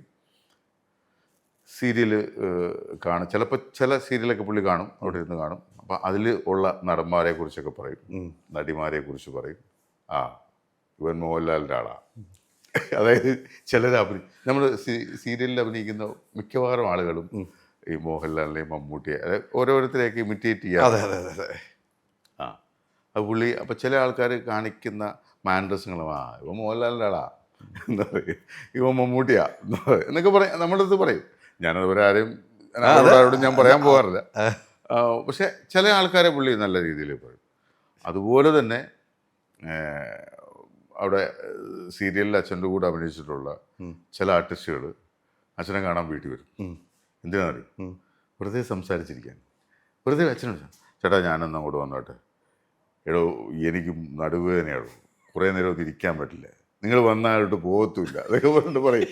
ഇല്ല ചേട്ടാ, ഒരു 5 മിനിറ്റ്, ഒരു 5 മിനിറ്റ് എന്നിട്ട് പൊക്കോളാം. ഇവർ വന്നിട്ട് പിന്നെ പോകുന്നത് വൈകുന്നേരം 4 മണി 5 മണിയാകുമ്പോൾ പോകും. അവസാനം അച്ഛൻ വഴക്ക് പറയും, ഞാൻ കാപ്പ് കുടിച്ചിട്ടില്ല, ഓക്കെ എന്ന് പറയാൻ പോലെ ചുമ്മാ ഇരുന്ന് സിനിമയെക്കുറിച്ചും നാടകത്തെക്കുറിച്ചും പണ്ടത്തെ കാലത്തെ അഭിനയത്തെക്കുറിച്ചും ഒക്കെ സംസാരിച്ച് അവർക്ക് വേണ്ടത് കിട്ടിക്കഴിഞ്ഞിട്ടേ അവർ പോകുള്ളൂ. അങ്ങനെയുള്ള ഞാൻ അതിന് ഒരു ഉദാഹരണം ഞാൻ പറയാം. VK ബൈജു. VK ബൈജു സ്ഥിരം അച്ഛനെ കാണാൻ വരും. യതികുമാർ എന്നൊരു നടനുണ്ട്, അറിയോ? എനിക്ക് യതികുമാർ. യതികുമാർ വെറുതെ ഒരു ദിവസം അച്ഛൻ, എനിക്ക് ഇപ്പോഴും ഓർമ്മയുണ്ട്, ഇവിടെ വന്ന് കോളിംഗ് ബെൽ അടിച്ചു. കോളിംഗ് ബെൽ അടിച്ചിട്ട് നമ്മുടെ ജോലിക്കാരി പോയി ഡോറ് തുറന്നു. അപ്പം അച്ഛനവിടെ ലിവിങ് റൂമിൽ തന്നെ ഒരു കസേര ഉണ്ട്, അവിടെ ഇരിക്കുക. സതികുമാർ, എന്നെ കാണാൻ വരണമെങ്കിൽ വിളിച്ച് അനുവാദം ചോദിച്ചിട്ട് വരണം എന്ന് പറഞ്ഞു. സോറി ഏട്ടാ എന്ന് പറഞ്ഞു. പുള്ളി അങ്ങ് പോയി. പുള്ളി ഇറങ്ങിപ്പോയി താഴെ പോയിട്ടേ ഫോൺ ചെയ്തു. തിലകൻ ചേട്ടാ, ഞാൻ യതികുമാറാ. ആ എന്താണ്? എനിക്ക് ചേട്ടനെ ഒന്ന് കാണാൻ വരണമായിരുന്നു. ആ എപ്പോഴാ? അല്ല ഞാനിവിടെ താഴെ ഉണ്ട്, എനിക്ക്. ആ കയറി വാ. വന്ന് ഇരുന്ന് സംസാരിച്ചു. പിന്നെ 4 മണിക്കൂർ കഴിഞ്ഞിട്ടാണ് പോകുന്നത്. ഇതാണ് അച്ഛൻ്റെ ക്യാരക്ടർ. ഇതാ ഇപ്പോഴും യതികുമാരനെ വിളിച്ച് ഞാൻ ഇവിടെ ഇരിക്കുക, നിങ്ങൾ വേണമെങ്കിൽ വിളിച്ചു ചോദിച്ചു. ഈ സംഭവം പുള്ളി പറയും. സത്യം പറഞ്ഞാൽ ചിരി വരും. ചില ആൾക്കാരൊക്കെ വരുമ്പോൾ നമുക്ക് ചിരി വരും. പക്ഷെ എല്ലാവരോടും സംസാരിക്കും. ആരോടും സംസാരിക്കുന്നതിന് പുള്ളിക്ക് യാതൊരു പ്രശ്നമല്ല. പിന്നെ എന്തും വെട്ടി തുറന്ന് പറയും. അത് പറയും. ഒരു പടിയും ഉണ്ടാവില്ല. അത് ചില ആൾക്കാർക്ക് അത് ഇഷ്ടമാണ്. എന്നെ ഇപ്പോഴും പല ആൾക്കാരും, ഷാജി അസീസ് എന്നെ ഇപ്പോഴും ഞാൻ പറയാം, എന്നെ ഏറ്റവും കൂടുതൽ എല്ലാ വർഷവും അച്ഛൻ്റെ ഓർമ്മ ദിവസം എന്നെ മുടങ്ങാതെ വിളിക്കുന്ന ആളുകളിൽ ഒരാളാണ് ഷാജി അസീസ്. എല്ലാ വർഷവും വിളിക്കും. അതുപോലെ നടി കാർത്തിക, പഴയ ആർട്ടിസ്റ്റ് കാർത്തിക, എല്ലാ വർഷവും അച്ഛൻ്റെ ഓർമ്മ ദിവസം എനിക്ക് മെസ്സേജ് അയക്കും. അച്ഛൻ്റെ ഓർമ്മകൾക്ക് മുമ്പിൽ പ്രണമിക്കുന്നു എന്ന് പറഞ്ഞ് മെസ്സേജ് അയക്കും. ഞാനത് 1-2 വർഷം ഞാനത് കണ്ടില്ല. ഞാൻ ഈ വാട്സപ്പ് അങ്ങനെ വലുതായിട്ട് നോക്കാറില്ല. ഞാൻ റെസ്പോണ്ട് ചെയ്തില്ല എന്ന് പറഞ്ഞു. ഒരു ദിവസം ഒരിക്കൽ തിരിച്ച് ഞാൻ റെസ്പോണ്ട് ചെയ്തു. താങ്ക് യു എന്ന് പറഞ്ഞിട്ട് ഞാനിട്ട്. അപ്പോൾ എനിക്ക് മെസ്സേജ് അയച്ചു, ഓ ഇപ്പോഴെങ്കിലും ഒന്ന് റെസ്പോണ്ട് ചെയ്തല്ലോ എന്ന് പറഞ്ഞിട്ട് അതിലൊരുപാട് സന്തോഷമുണ്ട്. പിന്നെ ഞാൻ എല്ലാ വർഷവും കൃത്യമായിട്ട് കാർത്തിക ചേച്ചി മെസ്സേജ് അയക്കുമ്പോൾ ഞാൻ റെസ്പോണ്ട് ചെയ്യുമായിരുന്നു. അപ്പോൾ അങ്ങനെ, കാരണം അത് ഓർക്കേണ്ടവർ, അതായത് ഇഷ്ടപ്പെട്ട അച്ഛനെ ഒരുപാട് ഇഷ്ടമുള്ളവർ ഓർക്കാറുണ്ട്, വിളിക്കാറുണ്ട്, ഇതുപോലെ ചെയ്യാറുണ്ട്. പക്ഷേ എന്നാൽ ഓർക്കേണ്ടവർ പലരും ഓർക്കാറില്ല എന്നുള്ള ഒരു വിഷമമുണ്ട് നമുക്ക്. പല ആൾക്കാരും അച്ഛനെ ഓർക്കേണ്ടവരുണ്ട്, ആ ഓർക്കേണ്ടവർ ഓർക്കാറില്ല. അത് എനിക്കതിനെക്കുറിച്ചൊന്നും പറയാൻ പറ്റില്ല, കാരണം അത് അവരുടെ തീരുമാനമാണ്, അല്ലേ? ഓർക്കേണ്ടവർ ഓർക്കാത്തത്, അത് ഓർക്കാതിരിക്കുന്ന അവരുടെ തീരുമാനമാണ്. പക്ഷേ അതിന് നമ്മളവരെ പേരെടുത്ത് പറയാനോ, അല്ലെങ്കിൽ അവർ ചിലപ്പോൾ ഒരു പക്ഷേ അവരുടെ സാഹചര്യമായിരിക്കാം. അതാണ് അച്ഛനുമായിട്ടുള്ള അച്ഛൻ്റെ കൂടെയുള്ള യാത്രകളിൽ കിട്ടിയ ഒരുപാട് വലിയ മുഹൂർത്തങ്ങളാണ് പറഞ്ഞ കേട്ടോ. ഇത്രയൊക്കെ ക്ലിയർ ആയിട്ട് വേറെ പറഞ്ഞിട്ടില്ല എന്ന് എനിക്ക് തോന്നുന്നു. ഇല്ല അല്ലേ? ഇല്ല. ഈ അച്ഛൻ്റെ ഒരു ഓർമ്മ ഇത്രയും ക്ലിയർ ആയിട്ട് ഒരു സ്ഥലത്തും ഞാൻ കണ്ടിട്ടില്ല. ഞങ്ങളൊരു ഇൻ്റർവ്യൂവിൽ അത് നമ്മൾക്ക് ചോദിച്ചാലേ പറയാൻ പറ്റുള്ളൂ. നിങ്ങളിപ്പോൾ അച്ഛൻ്റെ കൂടെയുള്ള യാത്രകളെ കുറിച്ച് എന്നോട് ചോദിച്ചു, അതുകൊണ്ട് ഞാനത് വളരെ സത്യസന്ധമായിട്ട് ഞാൻ പറയുന്നു എന്നുള്ളത്. ഏറ്റവും കൂടുതൽ വിഷമം ഉണ്ടായിരിക്കുന്ന സിറ്റുവേഷൻ എന്തായിരിക്കും? ശോഭി തിലകൻ എന്നൊരു ആൾക്ക് ഏറ്റവും കൂടുതൽ വിഷമം ഉണ്ടായ ഒരു മുഹൂർത്തം ഏതായിരിക്കും? അച്ഛനുമായിട്ട് ബന്ധപ്പെട്ടോ? അച്ഛനുമായിട്ട് ബന്ധപ്പെട്ടുണ്ടായ വിഷമമുണ്ടായ മുഹൂർത്തം എന്ന് പറയുന്നത്, അച്ഛന് മരണസമയത്ത്, അല്ലെങ്കിൽ ആ 33 ദിവസം അച്ഛൻ ഹോസ്പിറ്റലിൽ കിടന്നു.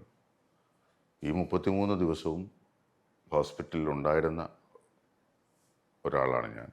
കാരണം ഞാനാണ് അച്ഛനെ ഹോസ്പിറ്റലിൽ കൊണ്ടുപോകുന്നത്. അതായത്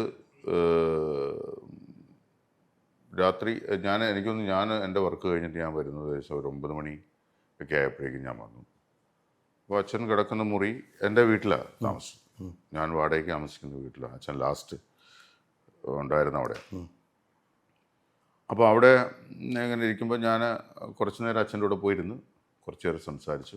അപ്പോൾ അച്ഛൻ ചെയ്തുകൊണ്ടിരുന്ന സംഭവം എന്താണെന്ന് വെച്ചാൽ, അച്ഛൻ്റെ ഒരു ഓട്ടോബയോഗ്രഫി പോലത്തെ ഒരു സംഭവം എഴുതാനായിട്ടുള്ള ഒരു പ്രിപ്പറേഷൻ ചെയ്തിട്ട്.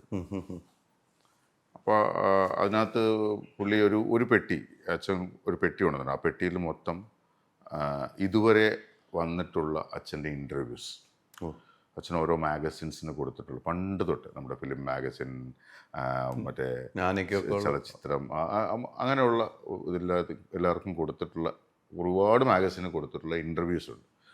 ഈ ഇൻ്റർവ്യൂസ് എല്ലാം പുള്ളി കളക്ട് ചെയ്ത് വെച്ചിട്ടുണ്ട്. എല്ലാ ബുക്കുകളും ഇപ്പോഴും ഉണ്ട് വീട്ടിലിരിപ്പുണ്ട്.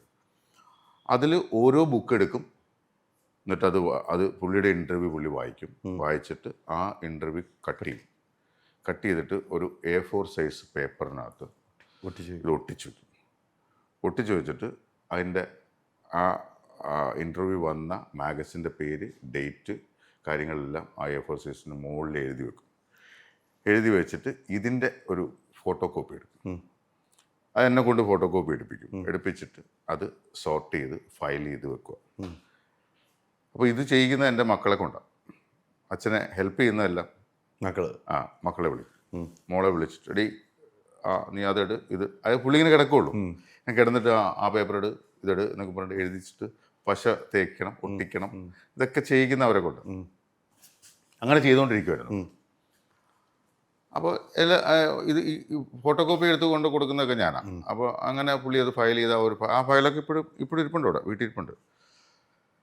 അപ്പോൾ ഇതിങ്ങനെ ചെയ്തിട്ട് ഇത് വെച്ചിട്ട്, അതായത് മനോരമയിൽ അച്ഛൻ്റെ ഒരു റൈറ്റപ്പ് വന്നായിരുന്നു, അച്ഛൻ എഴുതുന്ന വൈരക്കല്ലുകൾ എന്ന് പറഞ്ഞിട്ട്. അപ്പോൾ അതിൻ്റെ 1 തൊട്ട് ഏത് ലക്കം വരെ വന്നോ അതിന് ശേഷമുള്ളത് ഈ ഇൻ്റർവ്യൂന്ന് എടുക്കണം. അതായിരുന്നു പുള്ളിയുടെ ഐഡിയ. അപ്പം അങ്ങനെ ഒരു പുസ്തകം എഴുതാൻ വേണ്ടിയുള്ള കാര്യങ്ങളൊക്കെ ചെയ്തുകൊണ്ടിരിക്കുന്ന സമയത്താണ് അങ്ങനെ ഒരു ദിവസം ഞാൻ വർക്ക് കഴിഞ്ഞ് വന്ന ഏകദേശം 9 മണിയൊക്കെ വന്നിട്ട് അച്ഛനോട് കുറച്ച് നേരം സംസാരിച്ചിരുന്നു. അപ്പോൾ അച്ഛനിടയ്ക്ക് എനിക്ക് ശ്വാസം മുട്ടലുണ്ടെന്നൊക്കെ പറയുന്നത്. അപ്പം ഞാൻ പറഞ്ഞാൽ നമുക്ക് ഹോസ്പിറ്റലിൽ നിന്ന് പോകാം. വേണ്ട, അവന്മാർ കൊണ്ട് ICU കൊണ്ടിടും, വെറുതെ പൈസ മേടിക്കാൻ വേണ്ടിയിട്ട് അവന്മാർ ICU കൊണ്ടിടുന്നു പറഞ്ഞത് എന്ത് ചെയ്താൽ പോകില്ല. ഹോസ്പിറ്റലിൽ പോകുന്ന പരിപാടി പുള്ളിക്ക്. അപ്പോൾ ഞാൻ 11 മണിയായപ്പോൾ വീണ്ടും ഞാൻ അച്ഛൻ്റെ അടുത്ത് ചെന്നിട്ട് പറഞ്ഞു, വെച്ചാൽ നമുക്ക് ഹോസ്പിറ്റലിൽ പോകാം, ഹോസ്പിറ്റലിൽ പോകുന്നതാണ് നല്ലത്. ഞാൻ അതിന് മുമ്പ് ഞങ്ങളുടെ ഒരു മാമനുണ്ട്, ഡോക്ടർ, ഗാസ്ട്രോയുടെ ഡോക്ടർ ശുഭലാൽ. പുള്ളിയെ വിളിച്ചിട്ട് ഞാൻ അതിന് 2-3 ദിവസം മുമ്പേ ഞാൻ പുള്ളിയെ വിളിച്ചിട്ട് കാര്യം പറഞ്ഞു, അച്ഛൻ ഇങ്ങനെയുള്ള ശ്വാസം മുട്ടലുണ്ട്, അപ്പോൾ അതുകൊണ്ട് നമ്മൾ ഹോസ്പിറ്റലിൽ കൊണ്ടുപോയി. അപ്പോൾ മാമൻ പറഞ്ഞ നമുക്ക് ഹോസ്പിറ്റലിൽ കൊണ്ടുവന്നാൽ നല്ലത്. ഞാൻ പറഞ്ഞു മാമനൊന്ന് വരാമോ എന്ന് ചോദിച്ചു. അപ്പം ഞാൻ പറഞ്ഞിട്ട് പുള്ളി വരുന്നില്ല ഹോസ്പിറ്റലിൽ, മാമനൊന്ന് വന്നു പറഞ്ഞു. അങ്ങനെ പുള്ളിക്കാരൻ വന്നു, വീട്ടിൽ വന്നിട്ട് അച്ഛനെ കണ്ടിട്ട് ഒരു സിറപ്പ് കൊടുത്തു. അപ്പോൾ ഗ്യാസിൻ്റെ ആയിരിക്കും, ആ സിറപ്പ് കഴിച്ചാൽ മതി എന്നൊക്കെ പറഞ്ഞു സിറപ്പ് കൊടുത്തു. ഞാനപ്പോൾ സിറപ്പൊക്കെ കോരി കൊടുത്തു. അപ്പോൾ ഈ പർട്ടിക്കുലർ ഡേ ഹോസ്പിറ്റലിൽ കൊണ്ടുപോകുന്ന ദിവസവും ഞാൻ ഈ സിറപ്പ് അച്ഛനിങ്ങനെ സ്പൂണിൽ കോരിയിട്ട് അത് കൊടുത്തു. അപ്പോൾ ഇൻസുലിൻ എടുക്കുന്നുണ്ട്. ഞാൻ ആദ്യമായിട്ട് അച്ഛന് ഇൻസുലിൻ എടുക്കുന്നത് ഞാനാണ് എടുക്കുന്നത്. അല്ലെങ്കിൽ അച്ഛൻ ഒറ്റയ്ക്ക് എടുക്കണം. അച്ഛൻ തന്നെ പറയും, അത് അങ്ങനെ എടുക്കണം, ഇങ്ങനെയാണ് അത്, ഇങ്ങനെ ഈ തൊലി ഇങ്ങനെ പിടിച്ചിട്ട് കറക്റ്റായിട്ട് കുത്തണം, അറിയരുത്, അതായത് വേദന എടുക്കരുത് എന്നുള്ള ലെവലിലാണ്. ഞാനത് വളരെ കൃത്യമായിട്ട് ചെയ്തു. അത് പുള്ളിക്ക് വേദന ഒന്നും എടുക്കാത്ത രീതിയിലൊക്കെ വളരെ. അത് കഴിഞ്ഞിട്ട് രാത്രിയിൽ ഈ സിറപ്പ് കൊടുത്തു. അപ്പോൾ 11 മണിയായിട്ട് ഞാൻ ചെന്നപ്പോൾ ഹോസ്പിറ്റലിൽ പോകാമെന്ന് പറഞ്ഞിട്ട് പുള്ളിക്കാരൻ എന്ത് ചെയ്ത് സമ്മതിക്കത്തില്ല. അവസാനം പുള്ളി പറഞ്ഞു, എന്നെ ഹോസ്പിറ്റലിൽ കൊണ്ടുപോകേണ്ടപ്പോൾ ഞാൻ പറയും അന്നേരം കൊണ്ടുപോയാൽ മതി, നീ അല്ലാതെ ഇങ്ങോട്ട് ചോദിക്കണ്ട എന്നൊക്കെ പറഞ്ഞിട്ട് ഇങ്ങനെ ചൂടായിട്ടൊക്കെ പറഞ്ഞു. ഞാൻ ശരി ഓക്കെ. അപ്പോൾ ഞാൻ പറഞ്ഞു, അന്നത്തെ ദിവസം ഞാൻ പറഞ്ഞു, അച്ഛൻ ഞാനും കൂടെ അച്ഛനോട് കിടക്കാം, എന്തെങ്കിലും രാത്രിയിൽ എന്തെങ്കിലും ആവശ്യം വന്നാൽ വിളിക്കണ്ടേ. വേണ്ട, നീ പോയി കിടന്നു. ഞാൻ പറഞ്ഞില്ല അച്ഛൻ, ഞാൻ അവിടെ കിടന്നോളാം. ഞാൻ അച്ഛൻ വിളിച്ചാൽ കേട്ടില്ലെങ്കിൽ, ഞാൻ അപ്പുറത്ത് മുറി പോയി കിടന്നാൽ, ഞാൻ ചിലപ്പോൾ അച്ഛൻ വിളിച്ചാൽ എനിക്ക് കേട്ടില്ലെങ്കിൽ, എടാ ഞാൻ വിളിച്ചോളടാ, നീ പോയി കിടന്നോ. അങ്ങനെ മനസ്സോടെ ഞാൻ പറഞ്ഞു, ഞാൻ വന്ന് കുറച്ച് നേരം TV കണ്ടുകൊണ്ടിരിക്കാമെന്ന് പറഞ്ഞു. ഒരു 11-11:30 ആയപ്പോൾ അച്ഛൻ പറഞ്ഞു, എടാ TV ഓഫ് ചെയ്തു. പക്ഷേ ഞാൻ TV ഒക്കെ ഓഫ് ചെയ്ത് ഞാനും പോയി കിടന്നു. 1 മണിയായപ്പോൾ എൻ്റെ വൈഫിൻ്റെ ഫോണിൽ അച്ഛൻ വിളിക്കുന്നു. വൈഫിൻ്റെ ഫോണിൽ കോള് വരുന്നു. അപ്പോൾ അവൾ പറഞ്ഞു, ചോദിച്ചിട്ട് അച്ഛൻ വിളിക്കുന്നു. ഞാൻ പറഞ്ഞു, ഞാൻ ഓടി ചെല്ലാൻ. ഞാൻ ചെല്ലുമ്പോൾ അച്ഛൻ എഴുന്നേറ്റിരുന്നിട്ട്, എടാ എനിക്ക് ശ്വാസം മുട്ടൽ പറ്റുന്നില്ല, ഞാൻ പറഞ്ഞ ഹോസ്പിറ്റലിൽ പോവാം. പോവാം. അന്നേരം പോകാമെന്ന് പറഞ്ഞു. ഞാൻ പറഞ്ഞ് എന്നാൽ അച്ഛൻ എഴുന്നേക്ക്, ഞാൻ വണ്ടി എടുക്കാമെന്ന് പറഞ്ഞു. അപ്പോൾ വണ്ടിയുണ്ട്, നമ്മുടെ വണ്ടിയിൽ തന്നെ പോകാമെന്ന് പറഞ്ഞു. വേണ്ട, നീ ആംബുലൻസ് വിളി. ഞാൻ പറഞ്ഞു അച്ഛൻ വണ്ടി, നമ്മുടെ വണ്ടി ഉണ്ടല്ലോ, അതിൽ പോകാമല്ലോ, എന്തിനാ ആംബുലൻസ് വിളി? ഇനി ആംബുലൻസ് വരുന്നവരെ വെയിറ്റ് ചെയ്യണ്ട, നമുക്ക് വണ്ടി പോവാം. എടാ ഞാൻ പറയുന്ന കേൾക്ക്, നീ ആംബുലൻസ് വിളിക്കും. ഞാൻ ആംബുലൻസ് വിളിച്ചു. ആംബുലൻസ് വിളിച്ചപ്പോൾ അവർ വരാമെന്ന് പറഞ്ഞു. അപ്പോഴേക്കും ഞാൻ അപ്പോഴും പുള്ളിക്കൊരു എന്തോ ഒരു ബുദ്ധിമുട്ട് പോലെ. ഞാൻ നോക്കുമ്പോൾ പുള്ളിക്കാരൻ എടാ എൻ്റെ മുണ്ട് തന്നു. അപ്പോൾ ഞാൻ സംഭവം എന്ന് വെച്ചാൽ പുള്ളിക്ക് മോഷൻ പോയിട്ടുണ്ട്. അപ്പോൾ അതിൻ്റെ ഒരു പ്രശ്നമാണ് പുള്ളിക്ക്. ഞാൻ മനസ്സിൽ ഞാൻ മാറ്റിത്തരാമെന്ന് പറഞ്ഞു. ഞാൻ വേറെ മുണ്ടൊക്കെ എടുത്തിട്ട് വേറെ മുണ്ട് കൊടുത്ത് ഈ മുണ്ട് എടുത്ത് മാറ്റി ബാത്റൂമിലോട്ട് കൊണ്ട് മാറ്റി വെച്ചു. അപ്പോൾ പുള്ളിയെ റെഡിയാക്കിക്കൊണ്ടിരിക്കുമ്പോഴേക്കും അപ്പോൾ ഞാൻ ഡ്രൈവറുണ്ട്, ഡ്രൈവറെടുത്ത് ഞാൻ പറയണം നീ പോയിട്ട് ആംബുലൻസ് അവിടെ നിന്ന് ഇങ്ങോട്ട് വരാനുള്ള വഴി കാണിച്ചു കൊടുക്കും, ആംബുലൻസ് വരുമ്പോൾ ഇങ്ങോട്ട് കൊണ്ടുവരാൻ പറഞ്ഞു. ഇവൻ നേരെ വണ്ടി എടുത്തിട്ട് അങ്ങോട്ട് പോയി അപ്പുറത്തെ മെയിൻ റോഡിലേക്ക് കയറുന്നതിൻ്റെ അവിടെ നിൽക്കുക. അപ്പോൾ അവനവിടെ നിൽക്കുമ്പോഴേക്കും അപ്പുറത്ത് ജംഗ്ഷനിൽ കൂടി ഒരു ആംബുലൻസ് അങ്ങോട്ട് പോകും. അപ്പം ഞാൻ വിചാരിച്ച് ഇനി വഴി തെറ്റി പോയതായിരിക്കും. ഇവൻ നേരെ വണ്ടി എടുത്ത് അങ്ങോട്ട് പോയി ഈ ആംബുലൻസിൻ്റെ പുറകെ പോയിട്ട് ആ ആംബുലൻസിൻ്റെ വട്ടം കൊണ്ട് വണ്ടി നിർത്തിയിട്ട് പറഞ്ഞു തിലകൻ സാറിന് സുഖമില്ല, ഹോസ്പിറ്റലിൽ കൊണ്ടുപോകണം. അപ്പോൾ ഞങ്ങൾ ആംബുലൻസ് വിളിച്ചിട്ടുണ്ട്, അതാണോ? അതല്ല, ഞങ്ങൾ വരാം എന്ന് പറഞ്ഞിട്ട് അവരപ്പം തന്നെ അവിടെ നിന്ന് വണ്ടി തിരിച്ച് നേരെ ഇങ്ങോട്ട് വന്നു. അപ്പോൾ ഈ വണ്ടി ആംബുലൻസ് വന്ന് അച്ഛനെ നമ്മളൊരു ചെയറിലിരുത്തിയിട്ട് ഞങ്ങളെല്ലാവരും പിടിച്ച് ആംബുലൻസിലെ നേഴ്സുമില്ല ഞങ്ങളെല്ലാവരും പിടിച്ചിട്ട് ആംബുലൻസ് കയറ്റാൻ പോകുമ്പോഴേക്കും മറ്റേ ആംബുലൻസ് വന്നു. അവരും കൂടി ചേർന്നിട്ടാണ് പിന്നെ അച്ഛനെ കൊണ്ട് ഇതിനകത്ത് കയറ്റി. അപ്പോൾ ഇപ്പോൾ ഈ സമയത്തൊക്കെ അച്ഛൻ ഇങ്ങനെ അമ്മയെന്ന് വിളിക്കുന്നുണ്ട്, അമ്മോ എന്നൊക്കെ പറയുന്നുണ്ട്. അങ്ങനെ വണ്ടിയെ കയറ്റി ഞാൻ അച്ഛനോട് കയറി. അപ്പോൾ ഈ ഡ്രൈവറുടെ അടുത്ത് ഞാൻ പറഞ്ഞു നീ പുറകെ വരാൻ പറഞ്ഞു. നേരെ അപ്പോൾ ഈ സമയം കൊണ്ട് തന്നെ ഞാൻ കിംസ് ഹോസ്പിറ്റലിൽ വിളിച്ച് എല്ലാം സംസാരിച്ച് ഇങ്ങനെ അച്ഛനെ അങ്ങോട്ട് കൊണ്ടുവരുന്നുണ്ട് എല്ലാം പറഞ്ഞ് ഡോക്ടർ പറഞ്ഞു ഓക്കെ ഞങ്ങളിവിടെ പ്രിപ്പയർ ആയിരിക്കാം, നിങ്ങൾ കൊണ്ടുവന്നാൽ മതി എന്ന് പറഞ്ഞിട്ട് നേരെ പോവാം. വണ്ടി വിട്ട് ഏകദേശം ശാസ്തമംഗലം ജംഗ്ഷനിലെത്തിയപ്പോൾ ഈ മോണിറ്ററിൽ വേവ്സ് ഇങ്ങനെ പോകുന്നുണ്ടല്ലോ, അവിടെ എത്തിയപ്പോഴേക്കും അതിങ്ങനെ ലൈൻ അത് കുറഞ്ഞ് ലൈൻ പോലെയായി. അപ്പോൾ ഈ നേഴ്സ് പറഞ്ഞു ചേട്ടാ നമുക്കേ വേറെ എവിടെയെങ്കിലും കയറാമെന്ന് പറഞ്ഞു, വേറെ ഏതെങ്കിലും ഹോസ്പിറ്റലിൽ കയറാമെന്ന്. ഞാൻ പറഞ്ഞു അടുത്ത് എവിടെയുള്ള SUT ഉണ്ടെന്ന്. ഞാൻ പറഞ്ഞു നേരെ അങ്ങോട്ട് പോട്ടെ എന്ന് പറഞ്ഞു. നേരെ SUT ഹോസ്പിറ്റൽ പട്ടത്ത്, ശാസ്തമംഗലത്ത് നിന്ന് പട്ടം വരെ. അപ്പോൾ ഈ ശാസ്തമംഗലത്ത് നിന്ന് പട്ടം വരെ എത്തുന്ന സമയം മാത്രമാണ് ഒരു പ്രോബ്ലം ഉള്ളത്, ഈ വേവ്സ് ഇങ്ങനെ. SUT കൊണ്ട് വണ്ടി നിർത്തി ഈ നമ്മുടെ ആംബുലൻസിൻ്റെ ഡ്രൈവർ ചാടി ഇറങ്ങിയിട്ട് അവിടെ വിളിച്ച് പറയാണ് പെട്ടെന്ന് ഇത് കൊണ്ടുപോവാ സ്ട്രെച്ചർ കൊണ്ടുപോവാ തിലകൻ സാറാണ് എന്ന് പറയും. അപ്പം തന്നെ അവിടെ നിന്ന് അവർ കൊണ്ടുവന്ന് നേരെ അച്ഛനെ കൊണ്ട് കയറ്റി കിടത്തി നേരെ കൊണ്ട് നേരെ ICUലേക്ക് കയറ്റും. ICUയിൽ കയറ്റി അപ്പം തന്നെ വെന്റിലേറ്ററിലാക്കി. അന്ന് കഴിഞ്ഞ് പിറ്റേ ദിവസം വൈകുന്നേരമായപ്പോൾ അപ്പോൾ രാവിലെ ഞാൻ എല്ലായിടത്തും പറഞ്ഞു, മാമനെയൊക്കെ വിളിച്ച് പറഞ്ഞു. മാമൻ അവിടെ നിന്നൊരു കിംസിൽ നിന്നൊരു ICU യൂണിറ്റുള്ള ഒരു ആംബുലൻസ് കൊണ്ടുവന്ന് അച്ഛനെ ഇവിടെ നിന്ന് അങ്ങോട്ട് ഷിഫ്റ്റ് ചെയ്തു, കിംസിലേക്ക് ഷിഫ്റ്റ് ചെയ്തു. ഒരു ദിവസം SUT കിടന്നിട്ടാണ് അങ്ങോട്ട് കൊണ്ടുവന്നത്.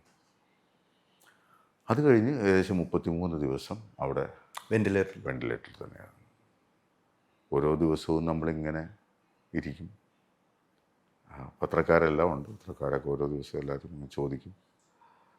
ഓരോ ദിവസവും നമ്മളകത്ത് കയറി കാണുമ്പോൾ ചില ദിവസം റിക്കവർ ചെയ്യുന്നതായിട്ട് നമുക്ക് ഫീൽ ചെയ്യും. ചില ദിവസം ഭയങ്കര വേസ്റ്റ് കണ്ടീഷനാവും.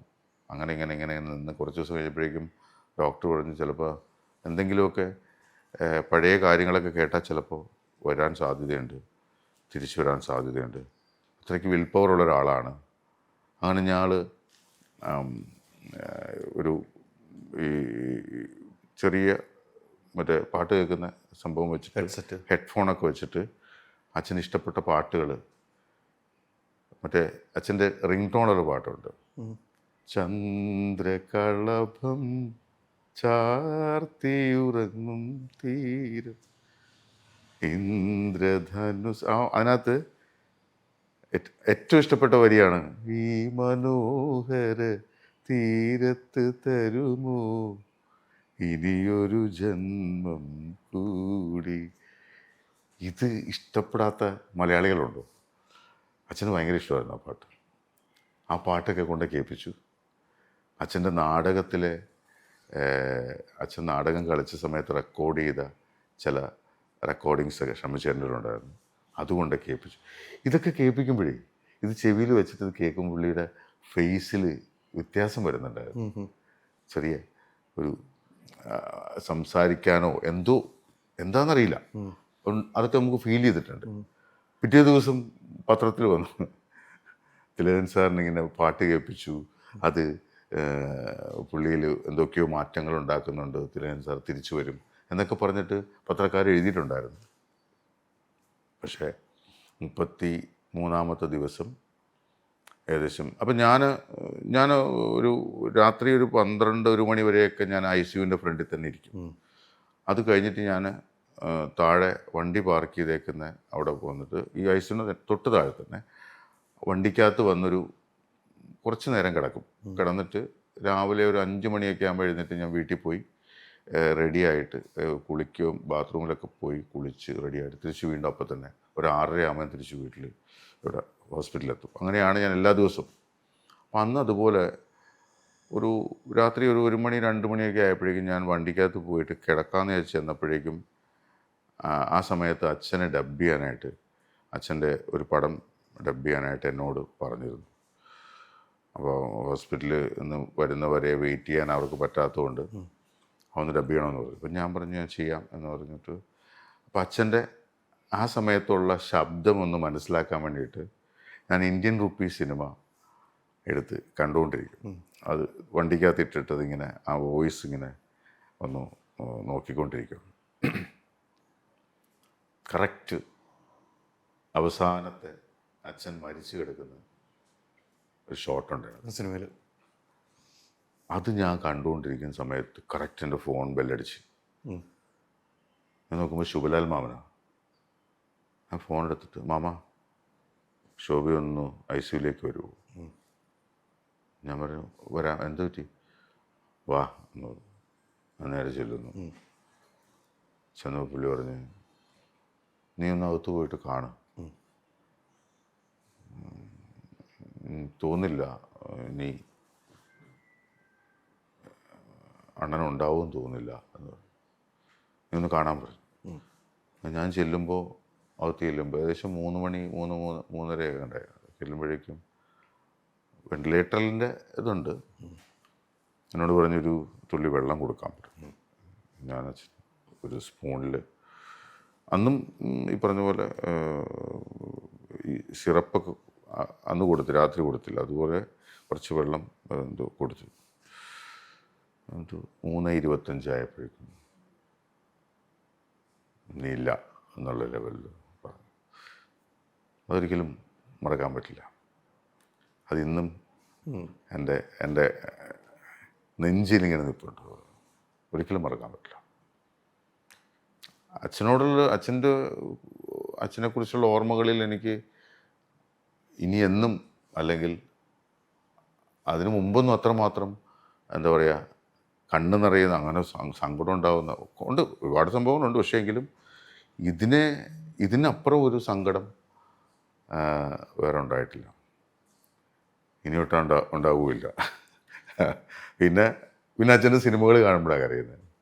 അച്ഛൻ്റെ സിനിമകൾ കണ്ടുമ്പോൾ ഞാൻ എപ്പോഴും ഒരുപാട് സിനിമകൾ കണ്ട് കരഞ്ഞിട്ടുണ്ട്. തനിയാവർത്തനം, അതുപോലെ അനിയത്തിപ്രാവ്, ഗമനം, വീണ്ടും ചില വീട്ടുകാര്യങ്ങൾ, ഇതൊക്കെ കണ്ട് ഞാൻ കരഞ്ഞിട്ടുണ്ട്. ഒരുപാട് സിനിമകൾ. ഇതാണ് സങ്കടം ഉണ്ടാകുന്നത് തന്നെയാണ്. ശോഭി മാത്രമായിരുന്നു എപ്പോഴും കൂടെ ഉണ്ടായിരുന്നു? അല്ല, അങ്ങനെ പറയാൻ പറ്റില്ല. ഈ സമയങ്ങളിലൊക്കെ ഞാനായിരുന്നു. ഇപ്പോൾ അവസാന സമയത്ത് ബാക്കി എല്ലാവരും ഉണ്ടായിരുന്നു. അവസാന സമയത്ത് എൻ്റെ വീട്ടിൽ വന്ന് താമസിച്ചത് കൊണ്ടാണ് എനിക്ക് ഇത്ര മാത്രം നമ്മളിലേക്ക് മാത്രമായിരുന്നു. പിന്നെ കുറേ കാലങ്ങൾ എനിക്ക് വേറെ പണിയൊന്നും ഇല്ലായിരുന്നുകൊണ്ട് അച്ഛൻ്റെ കൂടെ അച്ഛനെ സഹായിക്കാനായിട്ട്, അച്ഛനും ശാരീരികമായ പ്രശ്നങ്ങളുള്ളതുകൊണ്ട് പല ലൊക്കേഷനിലും അച്ഛൻ്റെ കൂടെ പോകാനായിട്ട് പറ്റിയിട്ടുണ്ട്. അച്ഛൻ്റെ സിനിമ എടുത്ത് ഡബ് ചെയ്തില്ലേ? അച്ഛൻ്റെ 2-3 സിനിമ ഡബ് ചെയ്തിട്ടുണ്ട്.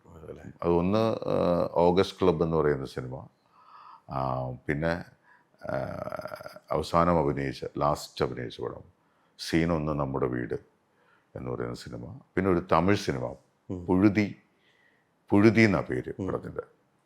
അത് തമിഴ് സിനിമ നമ്മുടെ മമ്മൂക്കയുടെ കോസ്റ്റ്യൂമറായിരുന്ന ഏഴിമലൈ അദ്ദേഹം സംവിധാനം ചെയ്ത ഒരു തമിഴ് സിനിമയാണ്. അത് ഞാൻ ചെന്നൈയിൽ പോയി പുള്ളിക്ക് വേണ്ടിയിട്ട് ഡബ് ചെയ്തു. ആ 3 സിനിമ ഡബ് ചെയ്തു. പിന്നെ സീരിയൽ ഒരെണ്ണം പണ്ട്, അത് അച്ഛനുള്ളപ്പോഴാണ് പെയ്തൊഴി ആദ്യം എന്ന് പറയുന്ന സീരിയൽ. അത് അത്രയാണ് അച്ഛന് വേണ്ടി ഡബ് ചെയ്തത്. അല്ലേ? അച്ഛൻ്റെ മരണശേഷം ഡബ് ചെയ്യാൻ പോകുമ്പോൾ ഒരു വല്ലാത്തൊരു ഫീലായിരിക്കുമല്ലോ. തീർച്ചയായിട്ടും. ആ ഹോസ്പിറ്റലിൽ നിന്ന് മരണം കഴിഞ്ഞ് ഇമ്മീഡിയറ്റ് ആണ് ഞാൻ സീനൊന്ന് നമ്മുടെ വീട് ഡബ് ചെയ്യാൻ പോയത്. അതുപോലെ തന്നെ ഓഗസ്റ്റ് ക്ലബ്ബും. പുഴുതി പിന്നെ കുറച്ചുകൂടി കഴിഞ്ഞിട്ടാണ് ചെയ്തത്. അപ്പോൾ തീർച്ചയായിട്ടും അത് ആ ഒരു എന്താ പറയുക, ആ ഒരു വിഷമം നിൽക്കുമ്പോൾ തന്നെയാണ് ഡബ് ചെയ്തത്. അപ്പോൾ അതുകൊണ്ട് കുറച്ചും കൂടി എനിക്ക് ഞാൻ ചെയ്തതിൽ എനിക്ക് ഏറ്റവും കൂടുതൽ ഇഷ്ടപ്പെട്ടത് എനിക്ക് ഓഗസ്റ്റ് ക്ലബ്ബാണ്. ഓഗസ്റ്റ് ക്ലബ്ബിന് അദ്ദേഹത്തിന് വേണ്ടി ഒരു പാട്ടും കൂടി പാടിയിട്ടുണ്ട്. അതാണ് എന്നെ വിളിക്കുമ്പോൾ കേൾക്കുന്ന പാട്ട്. ഇപ്പോഴും അത് തന്നെ ആ പാട്ടൊന്ന് 2 ലൈൻ പാടിക്കേ. കാട്ടു തേനോ തേക്ക് ചാരോ പൂക്കുവയിലോ കന്നിപ്പെണ്ണ്, കാട്ടു ചമ്പക പൂവനത്തിലെ കാറ്റുപോലൊരു കന്നിപ്പെണ്ണ്, തെന്നിക്കുതിക്കണ തുള്ളിപ്പതയണ നീറ്റൊഴുക്കാണി കാട്ടുപെണ്ണ്, മുപ്പാരം കൂപ്പണ് മുക്കണ്ണൻ പാതിമേ അക്കുന്നിൻ മോളെ പോലുള്ള പെണ്ണ്. ഇതായിരുന്നു അച്ഛൻ പാടുന്ന. അത് ആ സിനിമയിൽ അച്ഛൻ പാടുന്ന പാട്ടാണ്. അത് നമ്മൾ പാടി. അത് ഞാൻ പാടി. അച്ഛൻ പാടാൻ വേണ്ടി വെച്ചിരുന്ന, അച്ഛൻ തന്നെ പാടാൻ വെച്ചിരുന്നതാണ്. അതിൻ്റെ സ്ക്രിപ്റ്റ് റൈറ്റർ പത്മനാഭൻ സാറിൻ്റെ മകൻ. അപ്പോൾ ഡബ്ബിങ് സമയത്ത് തന്നെ എടുത്ത് പറഞ്ഞ്, എനിക്കറിയാം, ഞാൻ അതിൻ്റെ ലൊക്കേഷനിൽ പോയിട്ടുണ്ടായിരുന്നു ആലപ്പുഴയിൽ. അപ്പോൾ അവിടെ വെച്ചിട്ട് അച്ഛനിങ്ങനെ ഹോട്ടലിൽ ഈ പാട്ടിൻ്റെ ഒരു ട്രാക്ക് പാടിയത് അച്ഛനിങ്ങനെ പഠിക്കുന്നുണ്ടായിരുന്നു, ഇടയ്ക്കിടയ്ക്ക് ഇങ്ങനെ പാടുന്നുണ്ടായിരുന്നു. അപ്പോൾ ഞാൻ ചോദിച്ചു, ഇതെന്താ വെച്ചാൽ പാട്ട്?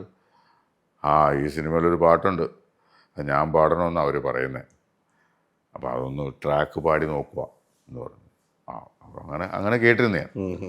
അത് കഴിഞ്ഞിട്ട് ഇത് ഡബ് ചെയ്യാൻ ചെന്നപ്പോഴേക്കും പപ്പൻ പറഞ്ഞ്, ചേട്ടൻ പാടാൻ വേണ്ടി വെച്ചിരുന്ന, ഒന്ന് ട്രൈ ചെയ്ത് നോക്കുന്നോ? നമ്മൾ നോക്കാം എന്നും പറഞ്ഞ് അങ്ങനെ നമ്മുടെ ബെന്നറ്റാണ് മ്യൂസിക് ഡയറക്ടർ.